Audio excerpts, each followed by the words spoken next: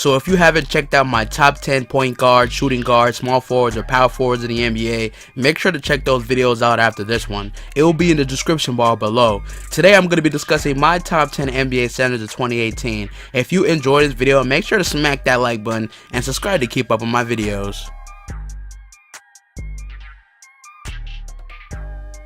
Nikola Vucevic was selected with the 19th pick in the 2011 NBA draft, where he was born in Switzerland, where he played overseas until 2007. He was traded to the Orlando Magic from the 76ers in a 4-team trade that involved Dwight Howard, Andrew Bynum, Aaron Aflalo, and Andre Iguodala in the 2012 NBA season, where Nikola was an instant impact for the team. Every year he's upped his game a little, but he plays for the Orlando Magic, one of the worst teams in the East, one of the worst teams in the NBA, so it's like he's putting up dead stats because it doesn't translate into wins. But on a personal level, he's a great player, putting up 16.5 points, 9.2 rebounds, and 3.4 assists a game, which are amazing stats. It's just, they're going to waste on the Orlando Magic.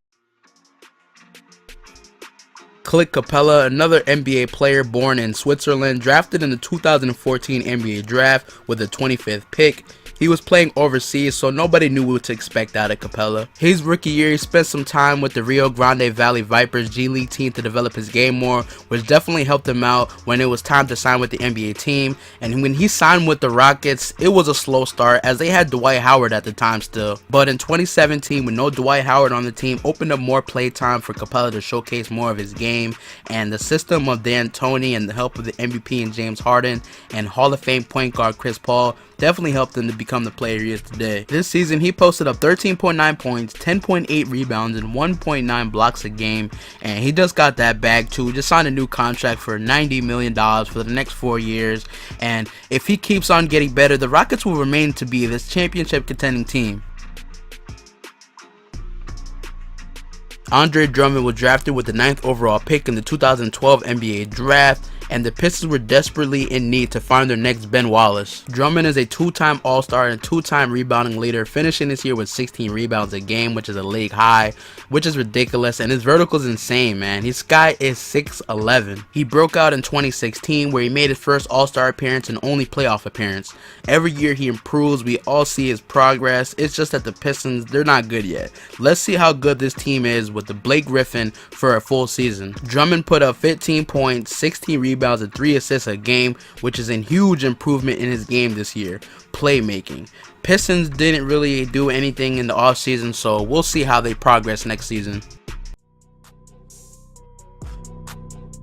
Al Horford, one of the older guys on this list, was selected 3rd overall in the 2007 NBA draft.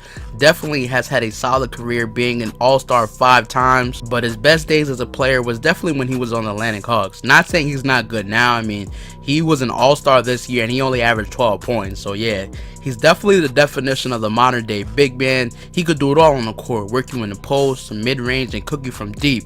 And he's very reliable at the free throw line and bringing up the ball up the court. This season, he helped Boston make it to the conference finals with no Kyrie Irving and no Gordon Hayward, and he put up 12.9 points, 7.4 rebounds, and 4.7 assists a game in the regular season. Horford is 32 years old now, and it looks like he plans on staying with the Boston Celtics for the rest of his career, as they're a great team, and he's a perfect fit for their young core of players.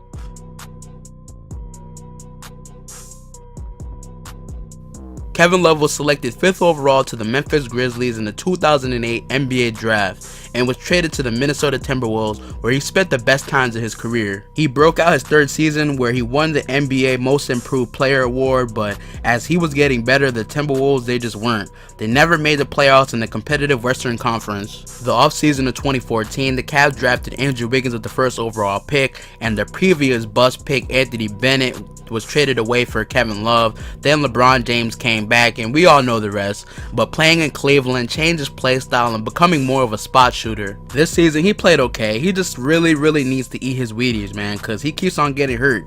He's really becoming injury prone now. He put up 17.6 points, 9.3 rebounds, and 1.7 assists a game, and got stupid paid with his new 5-year $120 million contract to play for the Cleveland Cavaliers. Karl-Anthony Towns, the first pick in the 2015 NBA draft. Honestly, he's a bona fide monster. Like, he's good at everything except playing defense, but that's something you could easily work on, and he's only 22 years old still. Immediate impact to the Timberwolves franchise. This man has played all 246 games in his 3 seasons so far, so that means he hasn't missed a game if you do the math correctly. We all know how good Cat is, as he made his first All-Star appearance this year, averaging 21.3 points, 12.3 rebounds, and 2.4 assists a game. Hoping this team will get it together soon, because it doesn't look like they want to play together anymore. But as far as Cat goes, I believe Cat will dominate this league for years to come. Future Hall of Famer, I'm calling it now. And he's from New Jersey, so I gotta show love.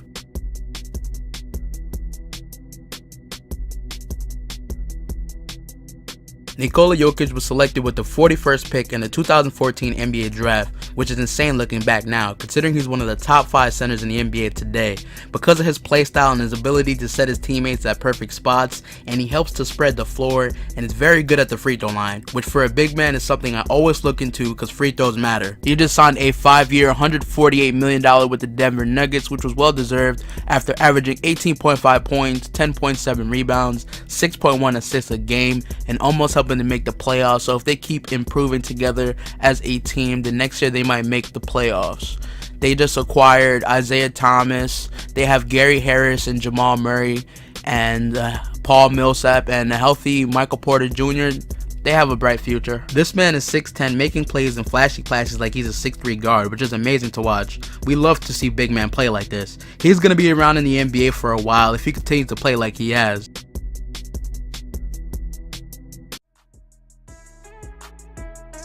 Rudy Gobert was selected 27th overall in the 2013 NBA draft, another player coming from overseas, France.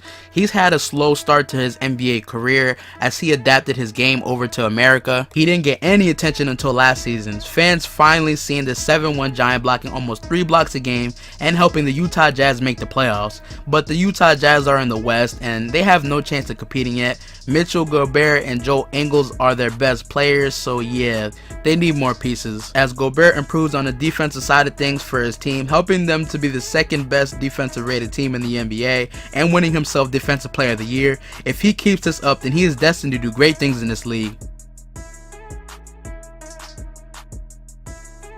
Joel Embiid was selected with the 3rd overall pick in the 2014 NBA draft and was like the 2nd of like 7 NBA players with the injury bug in Philly. But after he got through the adversity with the help of his shit talking on social media, he made his real debut last season where he flat out balled every time he hit the court, man. Philly just looked like a way better team with him on the court. This season he helped them make the playoffs with the help of the Rookie of the Year and Ben Simmons, making the trust the process journey a little easier for people to see and understand now. It's a requirement for the 1st round draft picks that they have to get injured their first season, to be out the whole season, to train with NBA players and coaches, to come back the next season, to come out the chamber like Goku. Say now, but all jokes aside, Embiid is the truth. He averaged 22.9 points, 11 rebounds, and 3.2 assists this year, and I can't wait to see what Philly has to offer next season, man. DeMarcus Cousins, the new snake of basketball, was selected with the 5th overall pick in the 2010 NBA draft to the Sacramento Kings, who wasted 7 years of his career where he dominated, but he had no help and was very faithful to the Kings. He was traded to the New Orleans Pelicans in 2017 during All-Star Weekend, where he started off pretty damn good. This year he put up 25.2 points, 12.9 rebounds, and 5.4 assists a game, and initially I was thinking about not putting him at number 1 because he got hurt in the middle of the season, but with these numbers I had to.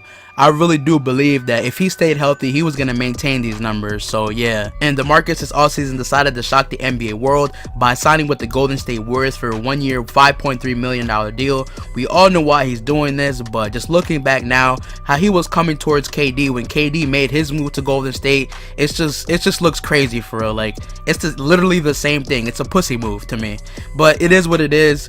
We might as well just give DeMarcus Cousins his championship ring already. So what do you guys think about DeMarcus Cousins being at that number 1 spot? Does he deserve to be at the number 1 spot even though he got hurt in the middle of the season? Who's your number 1? Let me know down in the comment section. Also, let me know who I might have left off this list, and make sure to check out my other videos. And if you like this video, make sure to smack that like button as it helps my channel grow. Subscribe and hit that bell, and I'm gonna check you on my next video.